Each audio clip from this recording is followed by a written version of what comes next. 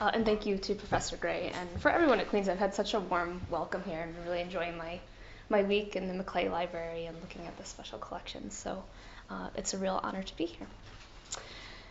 In 1991, Bruno Latour claimed, "We have never been modern."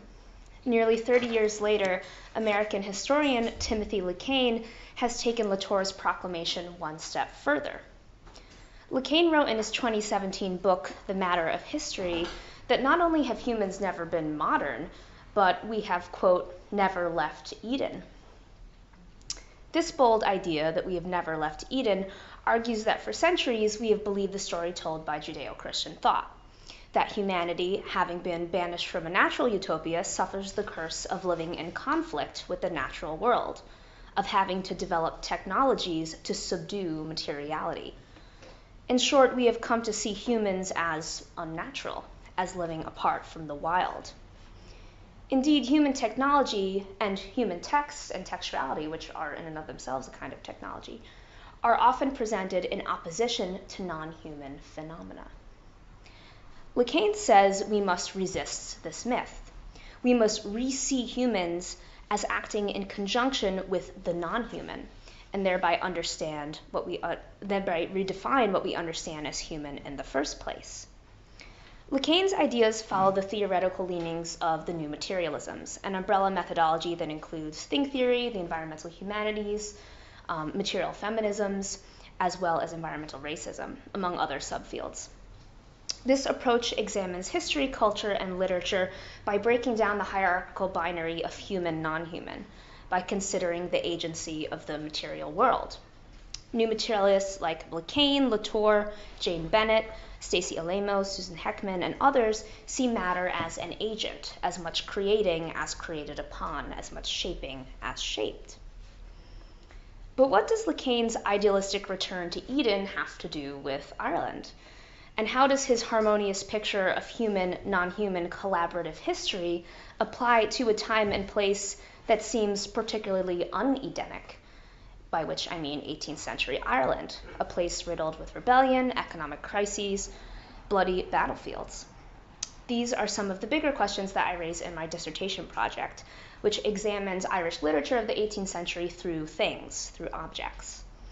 So ultimately, I embrace LeCain's basic premise that looking at materiality can change the way we think about human history and literature. But I also argue that in an Irish context, things look different.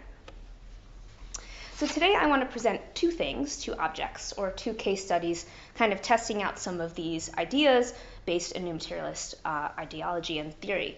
So the first I'm going to talk about is the mantle, or the Irish cloak. And then next, I'm going to talk about the spinning wheel of the Irish linen industry, and I couldn't be in a more fitting place to do that.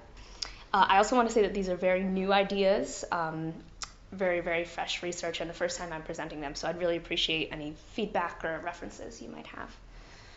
From the 17th to the early 19th centuries, mantles and spinning wheels focused the attention of British and Irish commentators, perhaps more so than any other Irish objects. I want to examine how these things shaped a burgeoning national character in fiction. Rather than directing us back to Eden, I'm going to argue that the material world of Irish culture, working in conjunction with Irish character, points us back to the violent colonial past that 18th century ideology often tried to disguise. So before I turn to the objects, just some quick historical background for those who might be unfamiliar with the 18th century or theories on the novel form. So the 18th century in Ireland was a complex, eventful century, as I'm sure most of you already know, starting with economic conflicts in the early part of the century, the rise of Irish nationalism, the first Celtic revival in the late 18th century, the rebellion of 1798, and the Act of Union in 1800-1801. In a wider geographical context, the 18th century also witnessed the start of the Industrial Revolution, and culturally what we call the rise of the novel. So when I say the rise of the novel, I'm referring to the argument that this realist style of writing develops over the course of the 18th century. And specifically, I'm going to be responding to Deirdre Lynch's argument about deep character or deep subjectivity.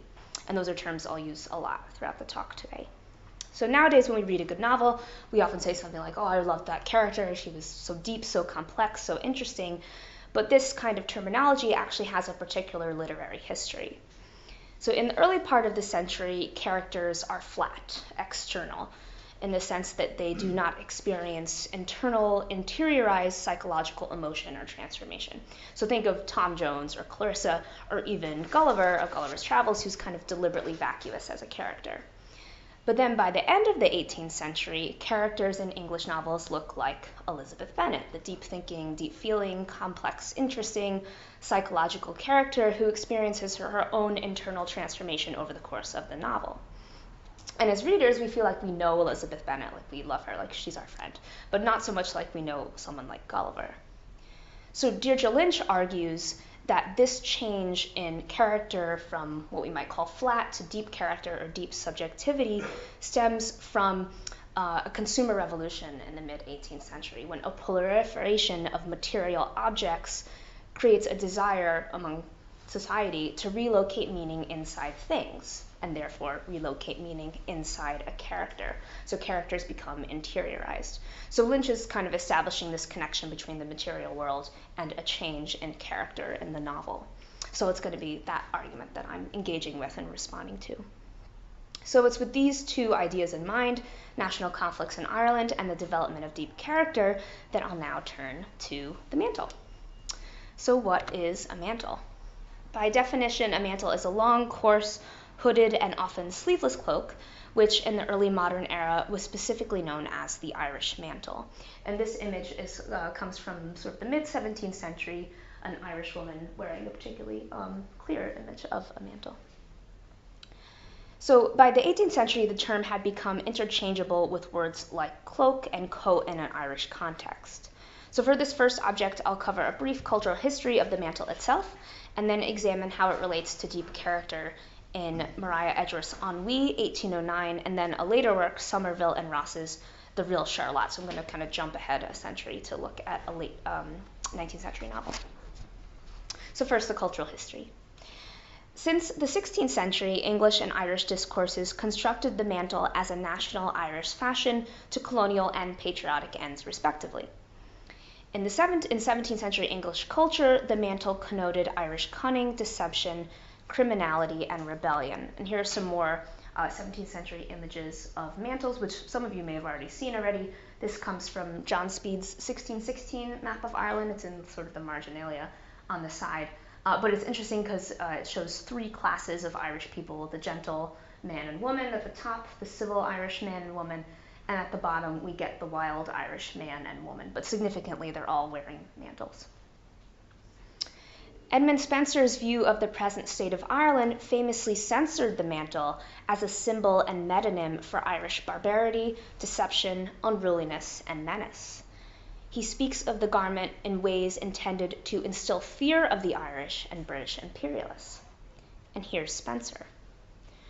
For a rebel the mantle is serviceable, for in his war that he maketh, when still he flieth from his foe and lurketh in the thick woods, there he wrappeth his self round and ensconceth himself. For it is hard to cut through the mantle with a sword. So Spenser presents the Irishman as concealed and concealing in his mantle, a violent armed foe. A few years before Spenser's view, John Derrick's Image of Ireland, 1581, a collection of woodcut plates that served as English propaganda, made the barbarism associated with the mantle apparent. So this plate is the McSweens seated at dinner and being entertained by a blind harper. There's kind of a chaotic crowd, including 5 mantle figures, flanked on one side by a wild dog chewing on bones and 2 men subduing a wild boar on the other. So there's a literal animalism associated with the Irish chieftains and their mantles here. And then this one is Rory Og, a wild current or soldier, and defeated rebel significantly. And he's standing in the woods, and in the back there's these 2 sort of ominous wolves lurking in the background. So it's evoking the danger, the concealment, the animalism that Spenser suggests in his text. By the 18th century, however, the mantle had become more or less a harmless trope associated with the ignorant, blundering stage Irishman of the London theatre. Robert Howard's The Committee, 1662, was one of the most popular plays in the early 18th century, and it features a mantled stage Irishman named Teague. Teague first appears in the play dressed as a beggar dressed in a blanket, which is in so many ways, a mantle, and then he's redressed in English livery as a loyal and faithful servant to his English master.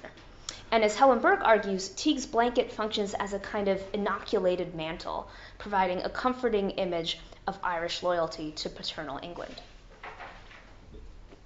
So the very form of the mantle, as a large cloak that you wrap around yourself, refigures according to the ideological scenario, first as a means of cunning concealment in Spenser, and here as a means of kind of wrapped up comfort on the 18th century English stage. We need not worry about these Irishmen and their mantles so much anymore. Now they're nice and domesticated and beggarly and loyal.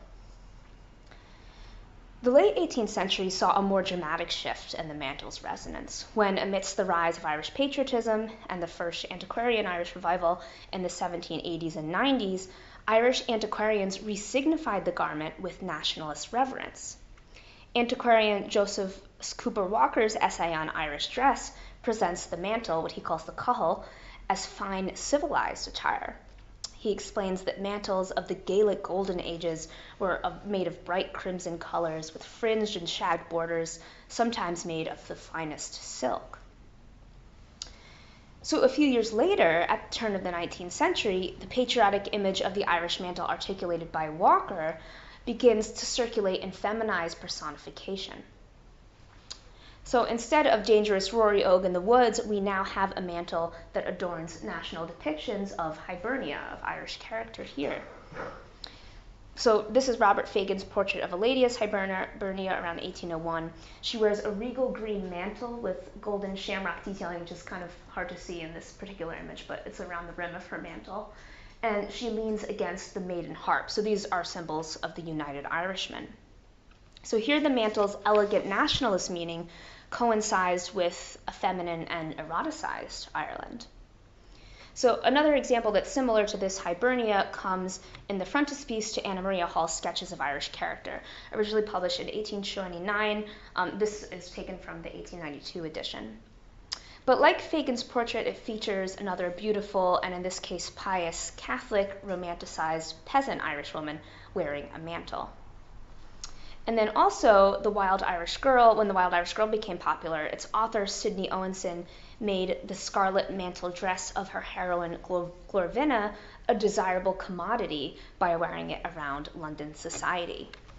So Owenson famously kind of played the whimsical heroine of her novel herself in parties in London society and Ascendancy society. So this is her kind of doing her whimsical a Wild Irish Girl thing, and she has her mantle wrapped around her there, and she has the harp. So of course there's a clear similarity between this and this. So this new sort of romanticized and also eroticized image of Ireland. And people who were enamored with Owenson's novel, such as Lady Cork, the Duchess of Bedford, who was the Lady Lieutenant of Ireland at the time, and Percy Shelley's first wife, Harriet, began to emulate this Glorvina look, including the mantle. So to kind of summarize all the images I've gone through so far, the cultural history I've been trying to trace here sees the mantle go from being a signifier of Irish barbarism and violence to a domesticated, ostensibly pacified Irish national garment, even incorporated into Regency fashion. And significantly, what facilitates this transformation from violent to pacified, romanticized look is its gradual feminization. By the 19th century, mantle had become a word used exclusively in relation to female dress. So although feminized and pacified in visual propaganda, the female mantle nevertheless inserted violent connotations into depictions of Irish character in fiction. So now I'm going to move on to the mantle's literary resonances. And perhaps the most famous mantle to appear in a novel is the one dressed around Thady Quirk in Castle Rackrent. And when he introduces himself through his old great coat, which is a mantle, he immediately sort of casts his character as suspicious. But I want to focus more on a different mantle in Edgeworth today, and that's the one that Eleanor O'Donoghue wears in Ennui, 1809, her second Irish novel. And this is a more feminine and, in some ways, I might argue, a more volatile mantle. So at the beginning of the tale, the hero, who is Lord Glenthorne, has descended into a deep melancholy because he has too much money and too much time to spare. So he decides he's going to kill himself, and he resolves to ride out on his horse on his 25th birthday. And when he does so, he's stopped by an old woman who appears at his gate out front, out of his estate. And she's dressed in the red Irish mantle that Glorvina wears in The Wild Irish Girl, and that Walker's essay on Irish dress had sort of presented as this fine crimson silken attire. And here's that moment in Ennui. At the outside of the gate sat upon the road, huddled in a great red cloak, an old woman who started up and sprung forwards the moment she saw me, stretching out her arms and her cloak with one and the same motion.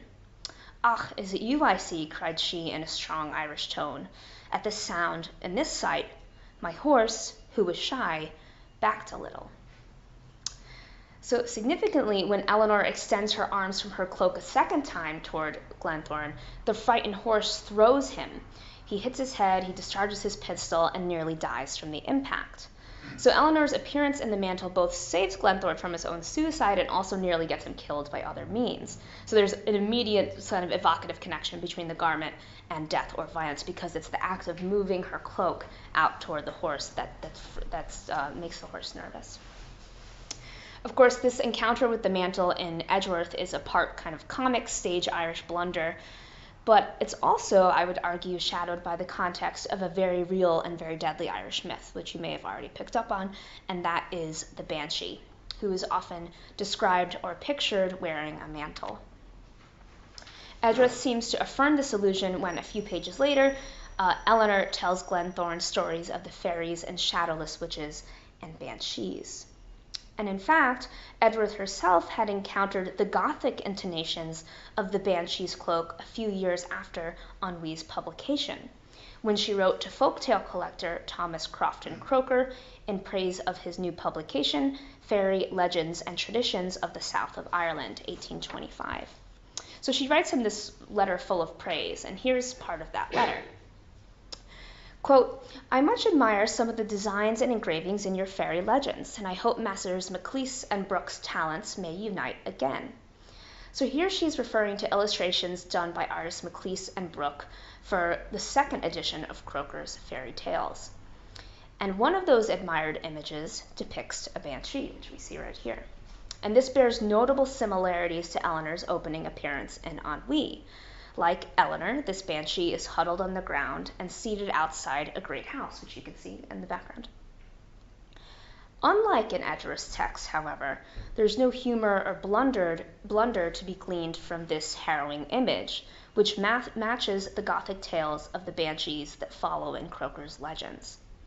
So the image demonstrates, therefore, how the mantle's figuration in Ennui, regardless of Eleanor's comic characterization, invites this very immediate world of Irish myth and violence into the text in ways that cannot be laughed off. The real mythic resonances of the banshee's death violence return when Eleanor seems able to intuit colonial violence contained in another mantle that appears in Ennui.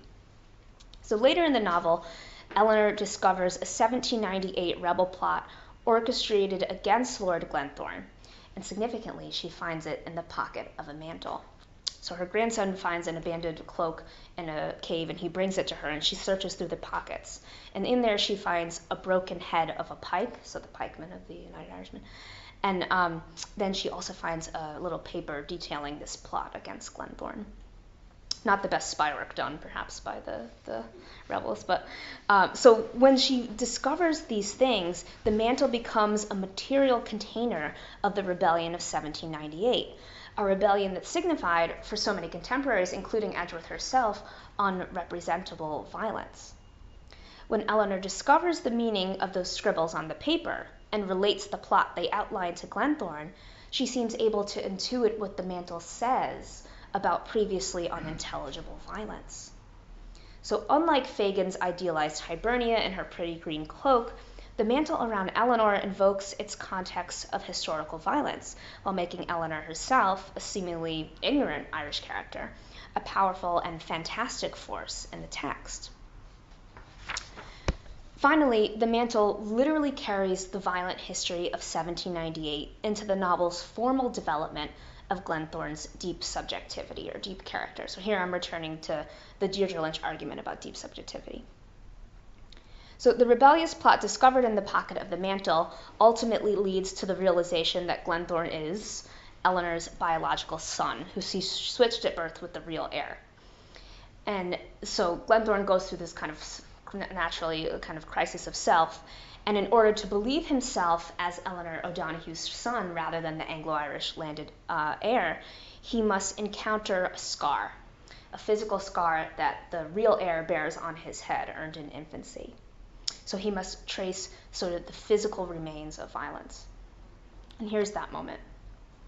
I traced precisely all the boundary lines, the situation, size, and figure of the cicatrice which the surgeon and Eleanor had described to me were so visible and so exact that no doubt could remain in my mind of Christie's being the real son of the late Lord and Lady Glenthorne. So this passage is actually a quintessential example of deep character. Glenthorne is interiorized, emotional, he shares his own personal subjective experience with the reader, but more importantly, this scene connects the corporeal scar on the real heir's head with the twin mark imprinted on Glenthorne's mind by this violent rupture in his sense of self. So there's a connection between the material, the physical, and the interiorization. The violence associated with Glenthorne's deep subjectivity in this passage also raises doubt as to Eleanor's motives, what she is really like in the depth of her own character. The Mantle's associations with Irish nationalism and a Gaelic past, those symbols of the United Irishmen, may give rise to the idea that Eleanor switched her son with the real heir at birth to give her own son power to restore her family line to landed control. So therefore, the Mantle's form as a thing, as an object, shapes the characters of the text. A cloak which by nature both conceals and reveals further conceals Eleanor's deep character when it reveals Glenthorne's. So what I've been arguing is that the mantle is not merely a symbol or important image or trope in ennui, but rather an agent with its own cultural history and ontology that impacts and influences Edgeworth's depictions of Irish character. And moreover, Edgeworth's mantle shows us the role that violence plays in the development of deep Irish character. So before we leave the mantle behind, I want to review the literary encore to ennui's opening with the mantle. In 1894, Somerville and Ross's newly published big house novel, The Real Charlotte, or The Real Charlotte, concluded by rewriting the opening to ennui, when Eleanor spooks Glenthorne's horse with her cloak. But this time, the mantle proves fatal. At the end of the novel, The Real Charlotte's ignorant, young, Anglo-Irish sort of anti-heroine, Francie, rides up beside a Catholic funeral procession to witness the thrill and the spectacle of it. So she just wants to have a good time by checking out what's going on with this funeral procession. And I want to review the passage in full because it's sort of this very dramatic moment at the end of the novel, and I just want to get a sense of the richness of what goes on with it. So pardon for the length of it. The coffin was almost abreast of Francie now, and her eyes rested with a kind of fascination on its bare yellow surface. She became dimly aware that Norrie the boat, and Norrie the boat's kind of like the Eleanor equivalent character, sort of that classic Shan Van Vogt trope, was squatted beside it on the straw. Norrie fell upon her knees and flung out her arms inside the cloak with a gesture that made her look like a great vulture opening its wings for flight. The cloak flapped right across the mare's face, and she swerved from the cart with a buck that loosened her rider in the saddle and shook her hat off. There was a screech of alarm from all the women. The frightened mare gave a second and a third buck, and at the third, Francie was shot into the air and fell headfirst on the road. So, of course, this is a direct response to that moment that begins ennui. Norrie's movement and her cloak's movement scares the horse, and then Francie, just like Glenthorne, is thrown from the horse. But this time, Francie dies rather than Glenthorne, who survives. The grammatical structure of the sentence I've italicized there, the cloak flapped right across the mare's face, and she swerved, blah, blah, blah, underscores the mantle as a subject, an active agent that seems to lash out against Francie for her disrespectful behavior in relation to the funeral procession. Crucially, the violence of the novel's end does not emanate from the people involved, but from the object itself, from the mantle. The mantle is the subject here. The object thus resurrects and activates its violent colonial history all on its own. When the real Charlotte concludes abruptly on Francie's death by Mantle, denying any narrative resolution, it shows that even in 1894, even when feminized, the Mantle captures a cultural anxiety about the indiscernible depth of Irish character. So then when Nori is depicted as this vulture looking ready to strike, the reader does not know what she might be thinking under her cloak, whether Francie's accident was an accident at all. So on that very dramatic note, I'm now going to move to spinning wheels, which are less scary, but in some ways this is a sort of more interesting case for me, particularly because of our surroundings. We're in the formal capital of the Irish linen industry. But also, spinning wheels are kind of less overtly, perhaps violent or problematic in any way, but I'm going to argue nevertheless that they intercede in violent ways in the depiction of Irish deep character in fiction. So just like with the Mantle, I'm going to cover a brief history of Irish linen industry and then examine the violent and, in this case, feminist potentials of spinning wheels in two main texts. So first, a visual text, William Hinks's Plates on the Linen Industry, and then Sidney Owenson's National Tale of the Wild Irish Girl, 1806. So first, just some quick background. The practice of spinning flax into linen cloth is not unique to Ireland. In fact, both technologies and wheels themselves were originally imported from Holland in the 17th century. And yet by the late 17th century, it was decided that the Irish would make linen and that linen would be Irish. In 1673, Sir William Temple declared that no women are apter to spin well than the Irish, and this launched a concentrated effort to develop a linen industry in Ireland over the next 100 years. The Duke of Ormond supported the industry by importing the Dutch low spinning wheel, and later in the 17th century, the Crown awarded Samuel Lewis Crommelin, who was a Dutch Huguenot, a royal patent to develop the linen industry in the north, teach skills of the trade to Irish citizens, particularly throughout the counties of Down, Armagh, and Antrim. In 1711, a board of trustees of the linen manufacture was established to distribute spinning wheels and other linen equipment to Irish cottiers. So through these intentional orchestrated development schemes, the linen manufacture became Ireland's main and indeed only substantial industry in the 18th century. Although the industrial expansion was concentrated in Belfast and Lisburn, it was only possible through the seemingly endless spinning labor of women in rural areas in the north, down in the south of Ireland, and also in the west. Weaving required an almost endless supply of yarn, so while spinners were the most numerous and undervalued laborers in the linen industry, they were also the most crucial. What's more, Irish linen became successful on the international market, so it sold in Britain, of course, but also the American colonies where it was very popular, and Jamaica, because of its reputation for high quality. And this reputation, it was argued, stemmed from the quality of its yarn. Experts and commentators on the linen industry, such as Linen Board Inspector Robert Stevenson, fixated and even became kind of obsessed with the fineness of Irish yarn and the women's hands that made that fine yarn.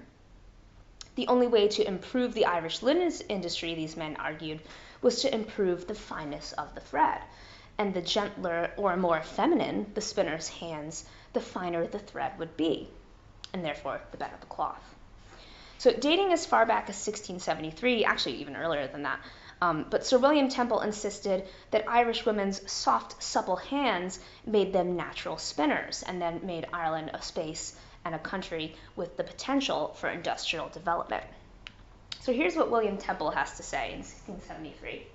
Besides, no women are apter to spin well than the Irish, who laboring little in any kind with their hands, have their fingers more supple and soft than other women of the poor condition among us. And this may certainly be advanced and improved into a great manufacture of linen.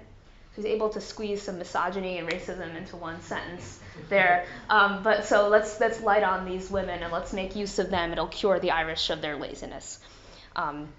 And then by the end of the 18th century, into the 19th century, Inspector Stevenson and others insisted that fine yarn could not be achieved by newly designed spinning mills. So they didn't want the spinning mills to come into Ireland.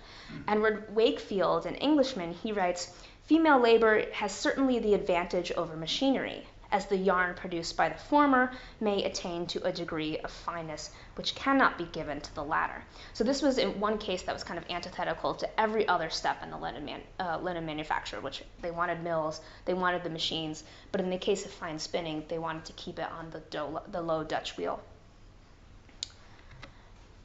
Although commentators fixated on the spinner's gentleness of hands as the necessary prerequisite for fine spinning and thereby good linen, biologically speaking, gender, I'm sure you're not surprised to realize, has nothing to do with fine yarn. So fine thin yarn is achieved when a spinner feeding the flax fibers into the wheel's motion simultaneously twists the fibers between her moistened forefinger and thumb. Flax actually responds to water biologically, so that when it's moistened, the cellulose molecules in flax freely move, and therefore the hydrated fibers can more readily be spun out into very thin, fine threads.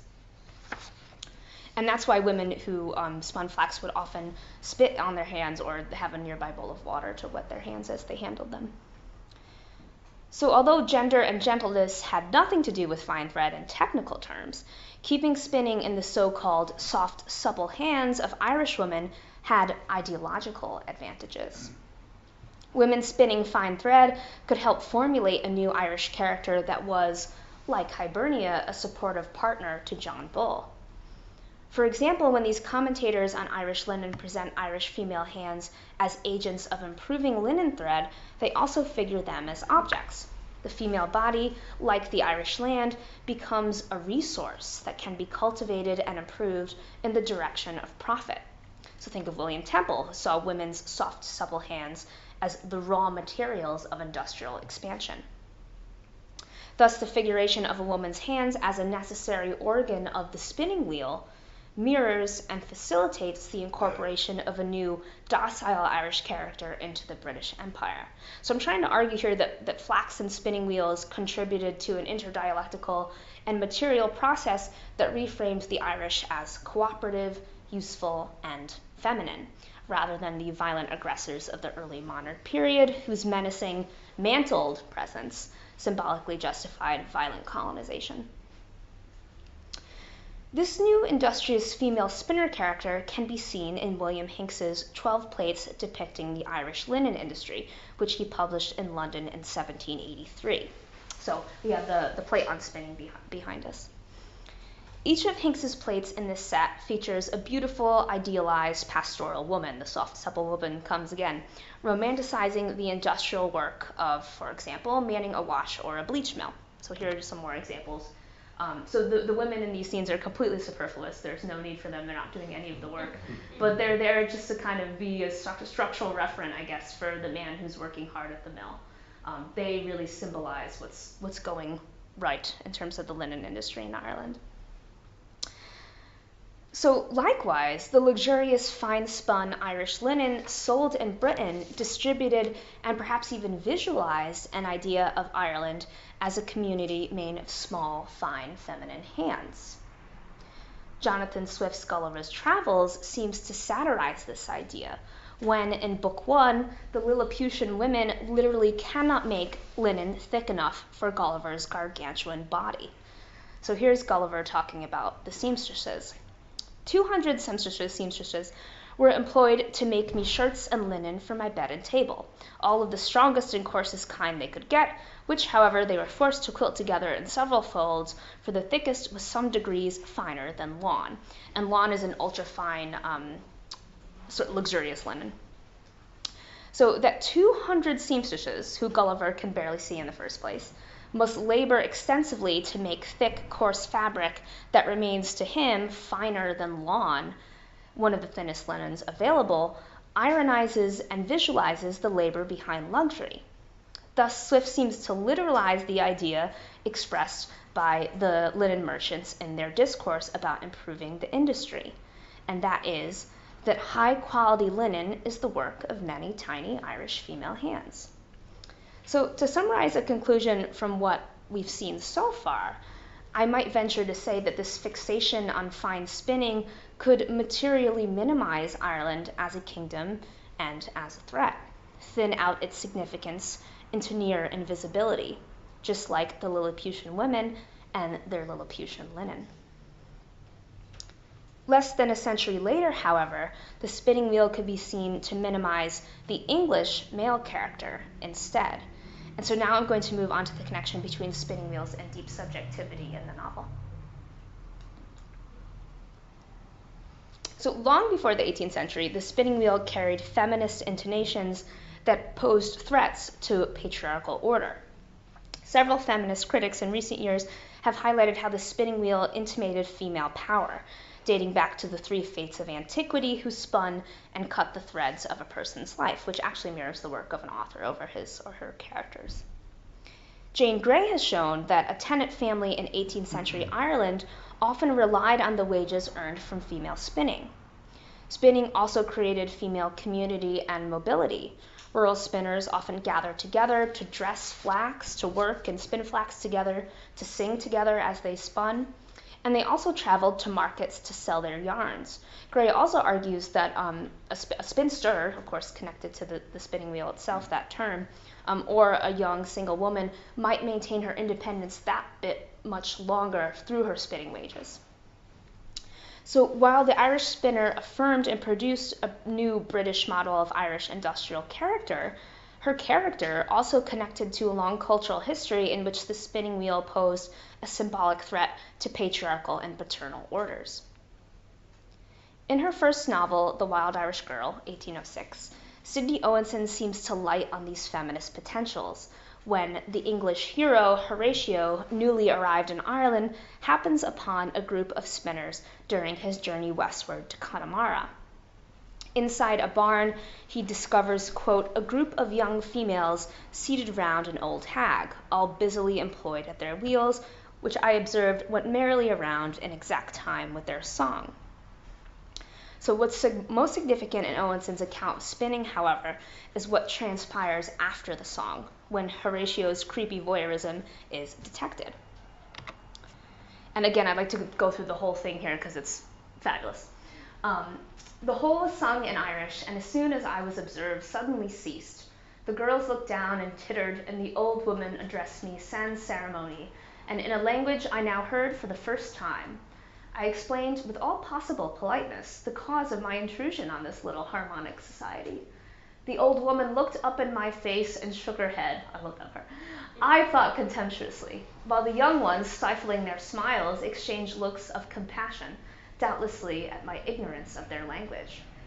So many languages a man knows, says Charles V, so many times he is a man, and it's certain I never felt myself less divested with the dignity of one than when I stood twirling my stick and biding the encounter of the eyes and smiles of these spinners in the sun. So here Horatio stands outside a literal circle of spinners.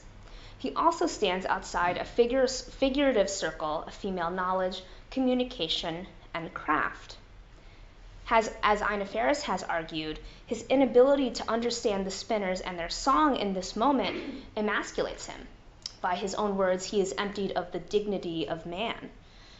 So Horatio's masculine presence, which also represents his English paternalism, becomes a joke shared among the spinners, who titter while all he can do is twirl his stick. So with this final image of the unintelligible Horatio foolishly twirling his impotent stick, a sign of his English gentility and status as well, Owenson uses spinning to laugh at masculinity itself, both its social and anatomical authority. Now, because this scene is told from within Horatio's interior perspective as a deep character, although he's not particularly deep in the sense that we would think of him, but it also it demonstrates kind of a relationship between Irish feminine spinning wheel and English deep subjectivity. So these moving, secretly communicating spinning wheels intercede in Horatio's sense of self, the most basic maleness of his character identity. What bothers him most, what causes him to truly feel the effects of emasculation, is that he cannot understand the women's material language. He cannot know how the wheels move in time with their song, this human, non-human harmony. What's more, the spinning wheel's melodic motion in the scene alerts us to the spinner's own invisible, undocumented deep subjectivity in the text. So the turning wheel, which moves of its own accord, enacts the idea of a subjectivity and motion that's at work inside the female spinners. So this idea of spinning subjectivity, so the moving wheel mirrored with a moving mind or a moving emotional self, becomes readily apparent in the frontispiece to a collection of poetry by Sarah Leach. She was a spinner from Donegal who published a small book of poetry in 1828. And her book, her publication is kind of an act of charity, but it's also sort of an enigma. So the fact that this sort of humble rural spinner is, it turns out, a nice romantic poet is sort of the reason it's it's like kind of a selling point for the collection. But this frontispiece is quite interesting because, like the introduction and the poems that follow it, it uses the central placement of the wheel to construct an idea of moving thoughts rotating in Leach's own mind. So on the outside, she's just an ordinary spinner like any other all across the country. But there's something that's vibrant and exciting about her mind evoked through this position of the wheel.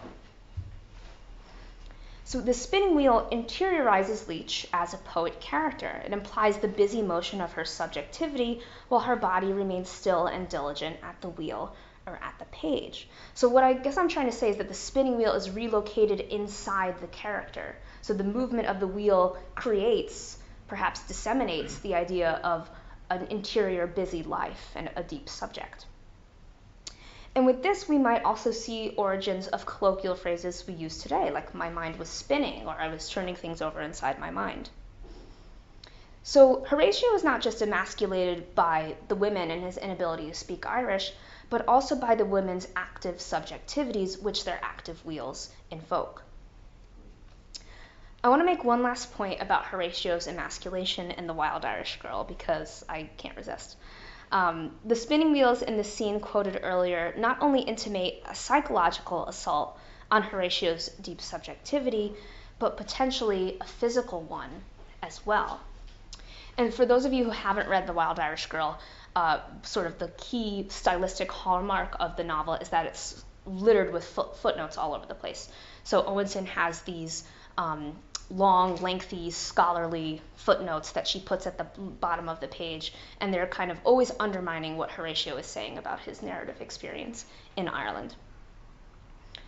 So before Horatio feels emasculated by his inability to communicate with the women and the wheels, Sidney Owenson includes a footnote detailing one of the author's own memories, one of her own memories, when she was welcomed in an Irish cottage by an old woman and her 3 granddaughters, 2 of the young ones engaged in scutching flax. This detail about scutching is significant, as I'm going to try to show in a moment. Scutching was a necessary prerequisite to spinning flax, and was executed primarily by women at home or in local rural barns.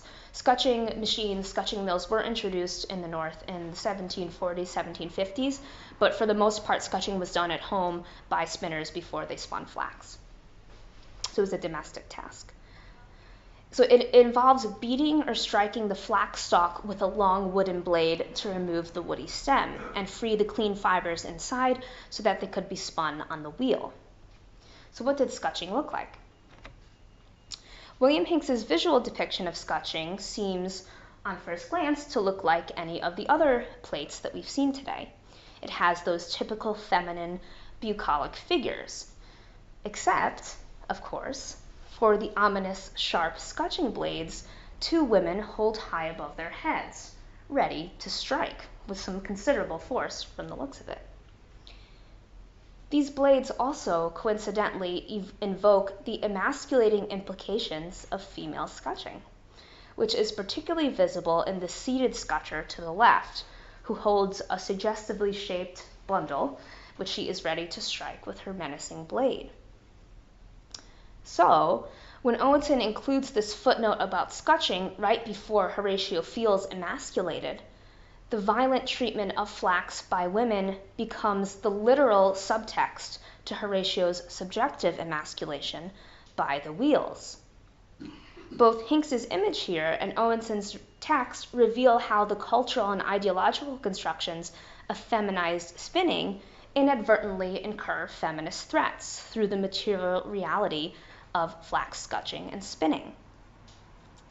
When Horatio enters the spinning circle, he's not just embarrassed, he is also potentially in danger, as Hinks's image here discloses. Just like with Glenthorne and Ennui, the material reality of physical violence interferes in, precedes the depiction of deep subjectivity in the Irish novel. So just to wrap up a conclusion, I hope I've persuaded you that the material and physical resonances of both Mantles and Spinning Wheels can reorient and recolor our readings of Irish character in perhaps exciting ways. Both things, Mantle and Spinning Wheel, demonstrate that violence, and often gendered violence, is embroiled in the rendering of deep character in Irish fiction. In this sense, the human material relationships of Irish character may be less Edenic than in Le Quesne's vision. Still, these Irish objects, both feminized, might also ask us to revisit our understanding of feminized Irish national character in perhaps more empowered ways. After all, Horatio's ineffectual stick reminds us never to underestimate an Irish woman or a domestic object. Thanks very much.